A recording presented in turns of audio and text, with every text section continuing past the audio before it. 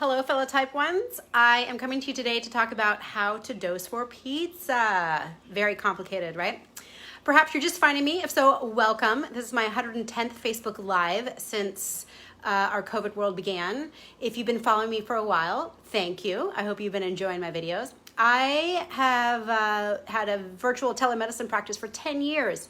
My passion is to give helpful tips and inspiration to all of us living with type 1 so we can live a happy and healthy life.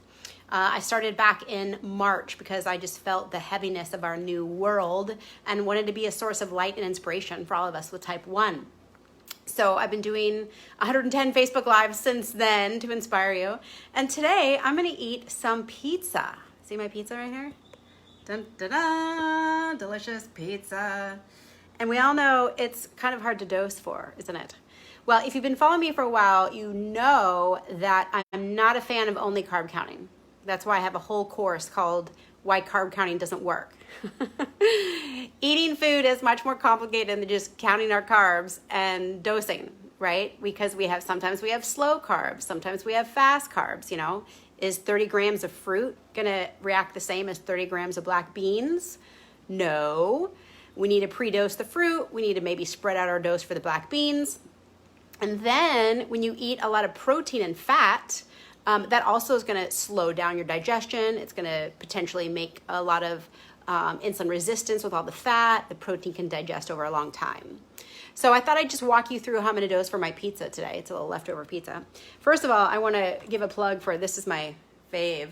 I got it at Costco. It's cauliflower crust. So obviously there's still carbs in it. I will show you the carbs. Let's see. Still carbs in it. That's probably backwards, isn't it? But you can see, I don't know how to not make that backwards. There's 27 grams in a fourth of a pizza, and that's what I have here. I have my fourth of a pizza. However, this is very important. We also must look at fat and protein. There's 8 grams of fat and 12 grams of protein. So that is why pizza is so hard to dose for, because people think they can just dose for the carbs, but guess what? The protein and fat also we need to think about. So this is called a slow digesting and a temporary insulin resistance causing meal, okay? So I normally do about 1 unit for 15. So I'm just gonna round up and say this is 30 carbs, okay? I'm gonna say this is 30 carbs. It's kind of, this is cauliflower crust. It's thin, it's 30 carbs. However, I'm eating a lot of fat and protein with it. So guess what? I'm gonna need insulin in about an hour or two. I'm gonna need more. So I am going to give myself probably 50% right now, because I have a nice good number. I'm right around 100. So I'm gonna give myself 50% now, and then I'm gonna give the other 50% in an hour. And I'm gonna see how that goes. So this is a concept that I work with all my patients on, is that we need to oftentimes spread out our dose. Now, if I were to put even more cheese on this and more fat, then I might be giving myself micro corrections for the next 6 hours, because fat can create temporary insulin resistance over several hours. The more fat you eat at the meal, the longer it will be. I had a Sunday brunch this weekend, and had like cheese and eggs and butter, and I had to give myself a half unit every hour for like 5 hours. So this is something that you really need to think about when you dose. If we only think carbs and that's it, we're gonna have a lot of highs. So the more protein, the more fat you have in your meal, the more you're gonna need to spread out your dose. Maybe you're on a pump and you can do an extended bolus or a square wave bolus, or if you're on shots like me, you gotta do these multiple doses. Okay, so I have a great course though, if you wanna learn more. I just wanna keep this video short so I can't explain everything, but mealtime dosing, why carb counting doesn't work, is gonna be helpful. It's one of my biggest passions to teach type 1s, is that this 1 shot per meal, only count your carbs, it just is gonna leave us frustrated. It leaves us, so many of us, frustrated, right? Because we all see the highs that come if we only do that. And then also, if I were to give myself all the insulin up front for this, what will happen, it's so slow that I'd give myself all the insulin up front. I would go low because I'd have too much insulin to hit all at once. And then later I would go high. because the food takes so long to digest, I would go low when the insulin peaks, but yet then I still have food digesting after. So that's why we have to really be savvy. Do I need a 50-50 dose? Do we need 50 up front and then 50 in an hour? Sometimes it's 75-25. You know, obviously you need more up front if you're already high. Well, I guess it's just gonna be your correction dose, and then figure out your meal dose.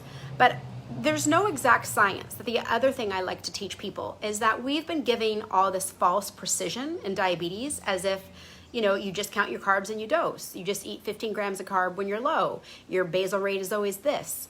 And that is a disservice to us because diabetes actually demands us to use a lot of critical thinking every day and kind of dance. I always say diabetes is a dance. We really need to think more critically about, okay, how much food is digesting, how much protein is here, how much fat is here, and then adjust our doses accordingly. So if you want some help with that, check out my website. It's drjodyn.com.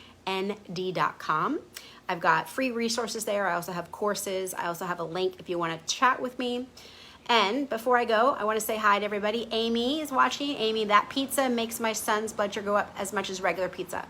Well, yeah, I mean, just because it's cauliflower doesn't mean it doesn't have carbs in it, right? Betty Sue, hi Betty Sue. Looks like we might have, I don't know where that language is from. Nick is watching, hi Nick, and Ria is watching, as well as, gosh, other folks. So thanks for watching today, you guys. Mondays and Wednesdays, right around 3 o'clock Pacific, 6 o'clock Eastern is when I'm going to continue to do these for a while. I'm working on creating a membership program. Stay tuned for that. If you sign up for any of my free stuff on my website, then you will get contacted when I am launching my membership site. And, oh, Amy asked me, what kind of doctor are you? I went to a medical school in Seattle called Bastyr University. I have a doctorate in naturopathic medicine. It was a 5-year doctorate program, so I'm trained as a primary care physician. So we have all the same pathology and science classes as regular MDs, but our focus is on holistic healing first. So I also took a lot of nutrition and exercises medicine and supplements. And so we try to heal the body first before we just go to meds. But obviously, as a type 1 specialist, my focus, it doesn't really matter if I'm an ND or an MD. My goal is to give you guys the toolbox that you need for making sure you know how to have an A1C below 6.5, because that's the goal. And oh, Amy, you know my school. Love that school. Oh, good. Yes, you already know it. It makes me sad that so many of us have A1Cs of 7 or higher, and I think it's because we haven't received the training that we deserve to get. Either you don't have enough time in front of your doctor, or your doctor doesn't know it, to be honest. And so my passion is to reach as many type 1s as I can to give you guys the toolbox of training that you really need to get that healthy A1C. So healthy A1C below 6.5. All right, so I'll be back on Monday. Hi, Stephanie. Haven't seen you in a while. Hi, John. John Jessica. And all right. Okay, thanks you guys for watching. Please share this with anybody you know that has type 1. If you're struggling with your type 1, if you want better numbers, please take action. Check out my website today, drjodyn.com. Amy says they don't know most of the time. I kind of agree. All right, everybody. Have a great day, great weekend, and I'll see you next week. Bye for now.